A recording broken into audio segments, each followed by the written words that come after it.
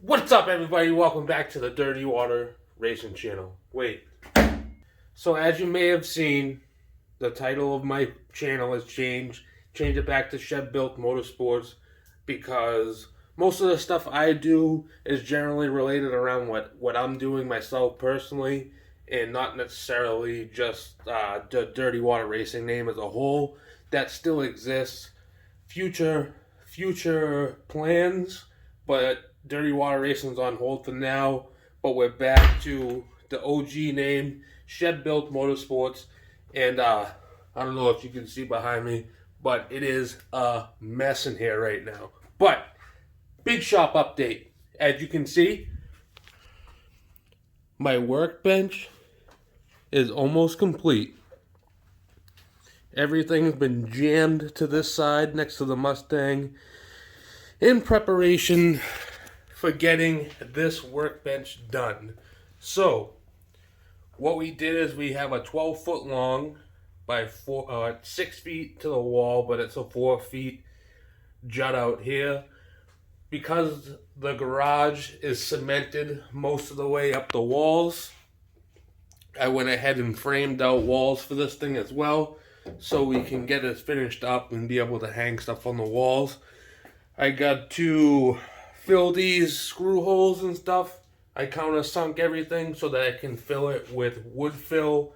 I used MDF for the platform, I should say the work surface, which is crazy because MDF is cheaper than plywood right now, which is unheard of.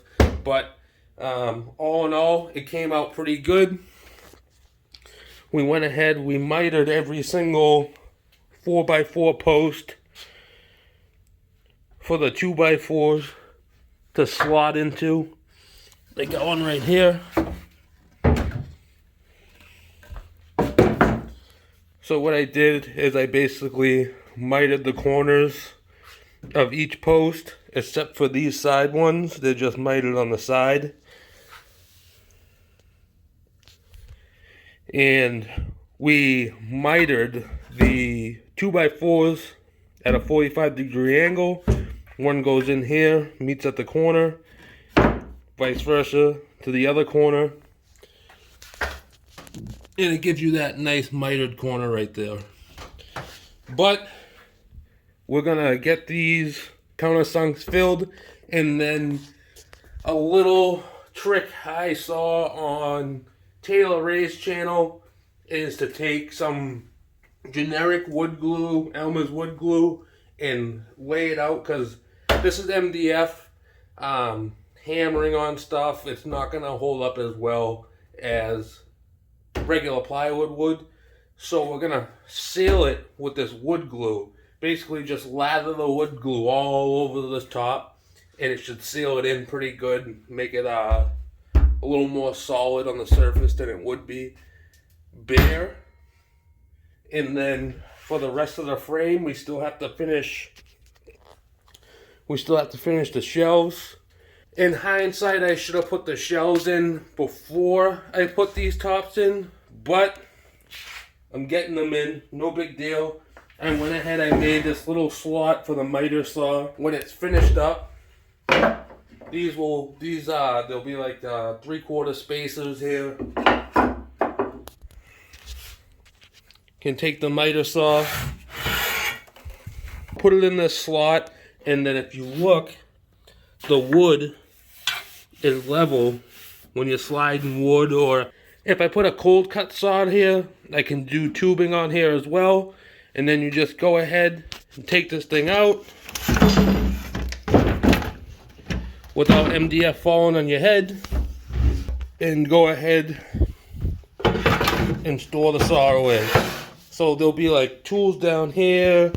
I'll have like electrical supplies and stuff here, and then just basically start organizing some type of shelvings.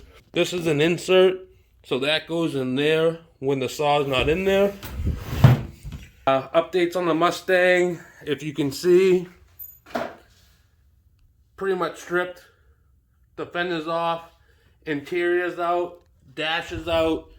We got the Nexus R5, Haltech Nexus R5 that we're going to be putting in this pig.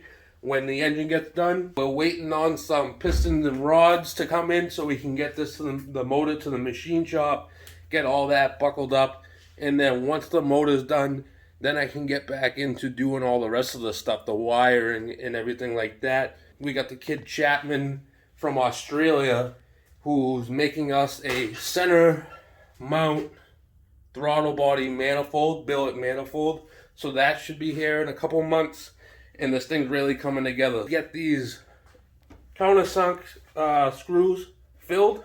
We'll try out this glue idea. It worked for Taylor Ray, so it obviously works, but I'm gonna go ahead and see how it works for myself. All right, let's get to it. So check it out. We got all our holes filled. Wait for the stuff to dry, and then we'll sand it down. So if you have OCD like me, you're a psycho and you go above and beyond, and I went ahead and I did all the screw spots where you can see anywhere on the face of the bench. Now, I'm not saying you're an OCD psycho, but a lot of you are probably sitting there shaking your head going, oh shit, yeah, that's me.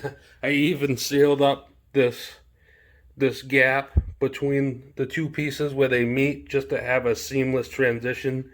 And then once this dries up and we get it sanded, we got this Titebond Wood Glue that we're gonna basically pour out on the bench, take a roller, fine roller, and basically just push it around so it's like an acrylic where it just self-levels.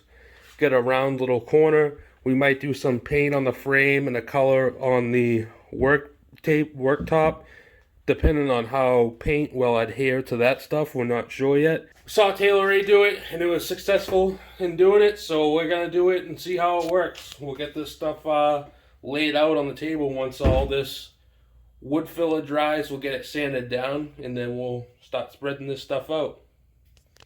Let's get to it. So I got it all sanded down, all these countersink holes. Went ahead, I wiped the surface down, took some cheesecloth, and just went ahead and got the rest of the debris up. I can't find my roller for these rollers down here. So what I'm gonna do is just do one panel on the table for now with this, see how it works, and then hopefully I'll have a roller in the next couple days and we'll start doing the rest of it. Who knows, I might get a little out of control and just do the entire thing. So let's pour some of this Titebond on and spread it out and see how it works.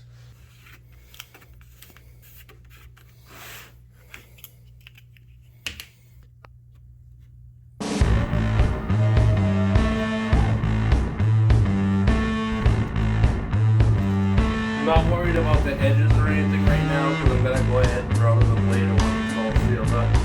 The plan is to seal it and then paint it. So here we go. I gotta lay down, think I've done enough for today. Did what I had to do and this is enough for me. Never meant to be a winner, never meant to be a quitter, but this is how I lose satisfaction. Chip thrills, chip tricks. Woo! It seems like the way to live. Who said I should be a big shot? Who said I should take it, tick tock? I gotta rest, I'm feeling so good. In me I know it, but I'm misunderstood. Feeling like that, well, they say it's a lie, but I gotta tell ya, gotta live or let die. I gotta rest, I don't know I could. Nothing to reach and I don't feel like I should. Feeling like that, well, they say it's a lie, but I gotta tell ya, gotta live or let die. I gotta lay down, think I've done enough for today. Did what I had to do and this is enough for me. Never meant to be a winner, never meant to be a quitter, but this is how I lose satisfaction. Chip thrills, chip tricks. Woo! It seems like the way to live. Who said I should be a big shot? Who said I should take it, tick tock? I gotta rest, I'm feeling so good. In me I know it, but I'm misunderstood. I'm feeling like that, well, they say it's a lie, but I gotta tell ya, gotta live and let die.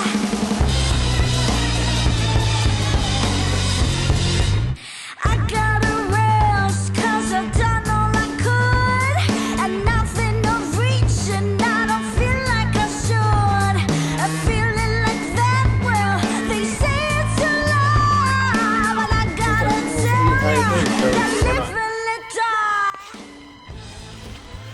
Okay, so I might got a smidge carried away.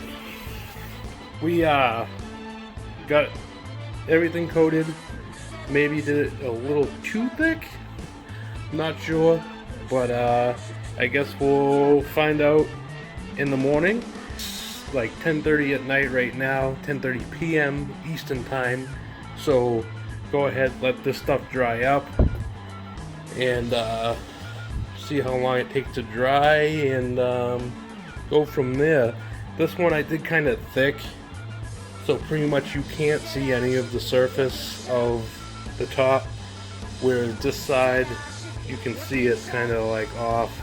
Some areas you can still see the table underneath, so we're gonna hope that it just like levels out overnight, and then we'll come back in the morning. We'll see what it looks like. But until we come back, we'll give you a little snap-a-rooski. So it's 6 a.m. heading into work. The stuff's drying up pretty good. It's actually unlike this end right here. This end right here I stacked up pretty good, so I kind of expected this. It's a little tacky still to the touch, but other than that, this end down here is starting to dry up pretty good. I probably ended up done spreading this side out at around 11 o'clock at night, so we're at about 5 hours, 6 hours, and it's drying up pretty good. But we'll go ahead and I got to go into work for 24 hours, and then we'll come back and we'll see what it's like later. Alright, so till I come back from work. So it is 24 hours later. Not really. It's like 2 days later. I had my 24-hour shifts, but it turned out way better than I expected. I actually already started sanding it down for a second coat of the Titebond, but I don't even think it needed it. I'm OCD, and I would like to have the flattest, the smoothest, perfect surface as possible, so I'm gonna go ahead and do one more layer. Still unsure whether I'm gonna paint it or leave it alone, but other than that, it turned out pretty awesome. It sealed it really well, and it looks foggy right now because I already did a sanding layer, but it dries clear. It goes from white and dries clear. So if you want to grab some and do this yourself, this is Titebond Ultimate Wood Glue, and this is what I've been using to seal the MDF. But we're gonna go ahead and get the second coat done, and then I'll go ahead and upload this video, and I'm sure it'll be dry by the time I get this video up online. And then we're gonna go ahead and we're gonna start getting the rest of everything built out.